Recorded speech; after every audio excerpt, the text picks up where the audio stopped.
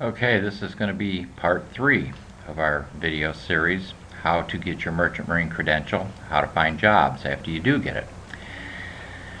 Okay, we covered a lot of stuff so far. My main website, your drug test facilities and how to find them, how to pay your fees online. We covered the TWIC. Now first of all, we're going to go to Homeport. That is a Coast Guard website. And I will show you, here we are back at the NMC site. So we're going to go back to Homeport. And that link is also on the page. Now, this is Homeport. This is a Coast Guard website. And this is another very busy website. And you really got to pay attention to find your way around here. So I'm going to show you how to do it real quickly. You're going to go down this left-hand side over here. And you're going to see Merchant Mariners. So you're going to click on this, and what you're going to do is you're going to check the status of your application. You've sent it into the Coast Guard, you're wondering where it's at, how it's going. Right now, with things being the way they are for an entry-level credential, from the time you mail it into the Coast Guard, trusting that all your paperwork is in order, you're probably looking at anywhere from 2 to 3 or 4 weeks till you receive your credential in the mail. And as I said, they will mail it out to you. You don't have to pick it up. So we went down this left side to Merchant Mariners. We're going to go to Merchant Mariner application status, and we're going to see what's going on with our status. So you'll put your last name in. You'll put the last 4 digits of your Social Security. You'll choose your date of birth, month, day, and year, and click Go.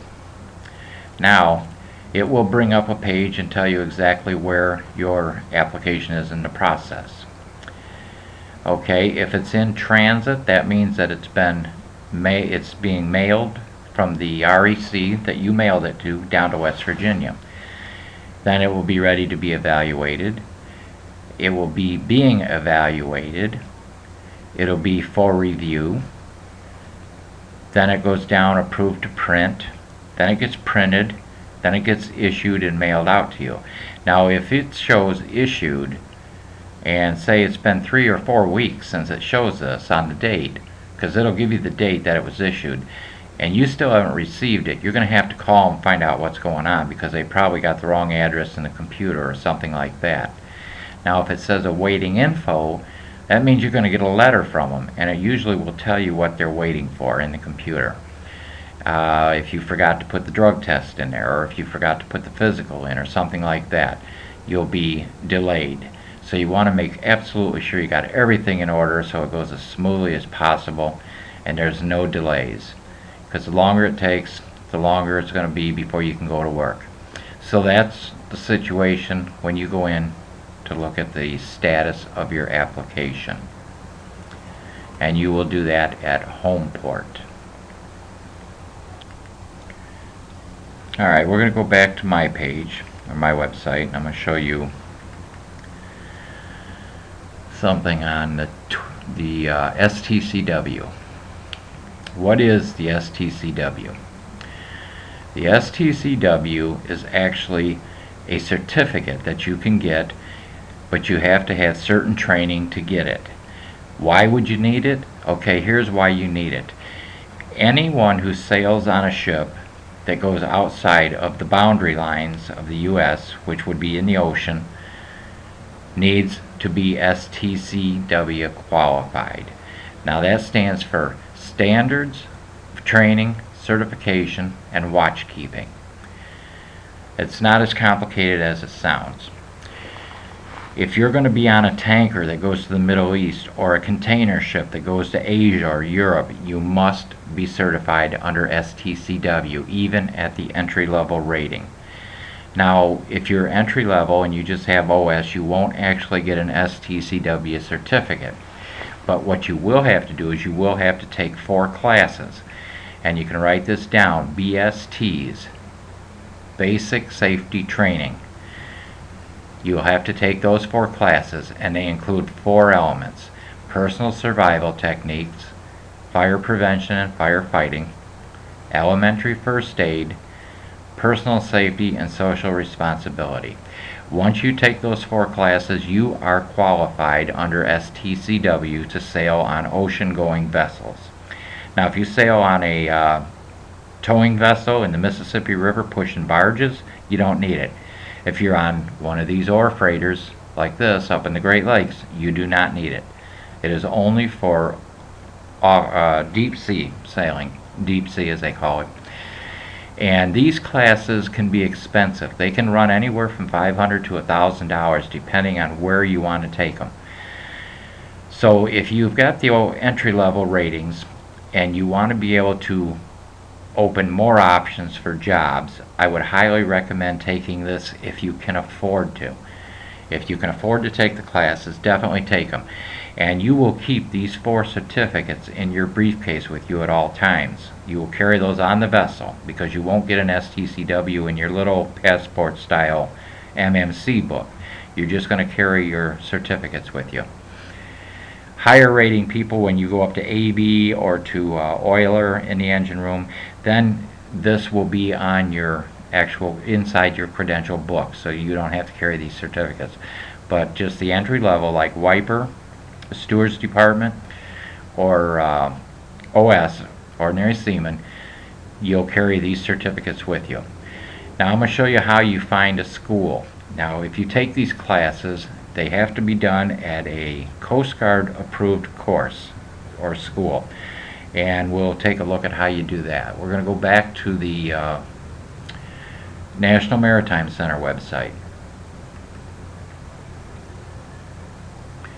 Okay, here we are, and right here down the side you see approved courses. So you click on that, and that will take you to the National Maritime Center approved courses, and they're all over the country. So we'll click here to search for one. Find a school. Alright, I want to take the BSTs. So there's my zip code, 33948. I don't want to travel any more than 500 miles. Now they will take about a week for these courses, so you're going to have to stay at the school. Some schools have facilities for you to stay at, some don't. You'll have to stay in hotels. So I'm willing to travel up to 400 miles. In this blue section here, you'll select the course that you want to take. We're going to look for basic safety training right here, BSTs, basic safety training. So we've got that in there. You don't put an address because you don't know where you're to put in there anyways. You don't know what city. I do know that I want to take them in Florida. So I've got my zip. I don't want to go any farther than 500 miles. I want to take the BSTs, and I want to take them in Florida. Click go. This will bring up all the schools in Florida within 500 miles where I can take them. Now, as it turns out, there's one right here in Cape Coral, 31 miles from my house, because I live in Port Charlotte. So that's not too bad. Here's one over in Fort Lauderdale, Dania Beach, that's on the East Coast, up in Jacksonville, and Panama City up in the Panhandle. Excuse me. So that's all of them in this state of Florida. Let's take a look at Louisiana. I know there's quite a few of them up there, actually. Excuse me very much, I'm sorry. Let's take a look. I got my zip, I got my 500 miles, Louisiana. Oops, I forgot to choose a course. Please select a course. It took it out of there when I looked at the last one. So we'll take BSTs. We'll put that in here again. Basic safety training. Go. Okay, again it's giving me the ones in Florida. That's within 500 miles. Now, everything over 500 miles away from me, it will give me all these different course sites here. There's a Louisiana, up in Virginia and Maryland, St. Louis, Kings Point, New York, up in Maine, all over the place, California. If I'm willing to travel over 500 miles, there's a lot more options. And the cost of taking one someplace else might be worth the travel. depending on how much it is. You'll have to call these schools. You just click on one. Let's take this one over in Fort Lauderdale and see what it brings up. And it gives you a map and gives you the address. I'm not seeing a phone number for them. Oh yeah, here we are. Resolve Maritime Academy 877. So you can call them and see how much is this going to cost me to take this. And you know, you figure what it's going to cost you to stay in a motel if they don't have facilities for you to stay. So that's how you find an approved course, and they have to be Coast Guard approved to take the BSTs or any other courses that you want to take. And if you're going to sail deep sea, like I said, you will need to do that. Okay, before we end part 3 and go into part 4, we're going to kind of recap what we went through here. You know my main website. You got your drug test taken care of. You got Homeport, where you can look up the status of your credential while it's being processed, if you're wondering. You got the National Maritime website that you can call for any questions. And you got pay.gov, where you can submit your payment online if you like. We covered the TSA site and the TWIC card, why you need it, how you get it, what it's going to cost you. And we covered all the approved courses. If you want to take courses, how you find a school that's Coast Guard approved, to call them, find out what it's going to cost, etc. Now I'm going to go through a couple of these websites here, and then we're going to get into all the ones to look for work. So let's go back to my site. And this is going to come under the category of looking for work, basically. There are ads all over my website. Now this one here, Crowley, this is a Google ad. Crowley is a pretty big company.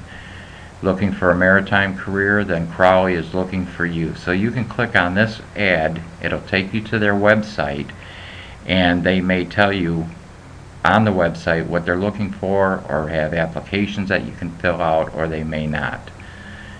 On the jobs page, same thing, more ads. Offshore oil rigs, remember, don't rule them out. Those are good jobs. And cruise ship jobs, like I said, I've never done that, but I've heard that they can be pretty good jobs. And there's a lot of entry-level ratings on there where you don't have to have any kind of education or special training. If you're going to get cruise ship jobs, you will need the STCW, because they go outside of the U.S. waters generally as a rule. So they will probably want you to have it. So that's going to conclude part 3 of the video. And then we're going to get into part 4, and we're going to go over all the links for jobs and how to look for them, how to apply for them, so you're not left hanging out there with a card and no place to find a job. Like I said, I had a lot of people that called me that just couldn't find work anywhere, and I don't know why, because I go on and search and I find all kinds of jobs for entry-level ratings. So like I said, I guess they just don't know how to look or where to look, and that's why I give you these links on here and show you, because I don't want you to be stuck in the same boat. You got a credential in your wallet or in your pocket that's worthless because you can't find work. We don't want that to happen. So that'll end part 3.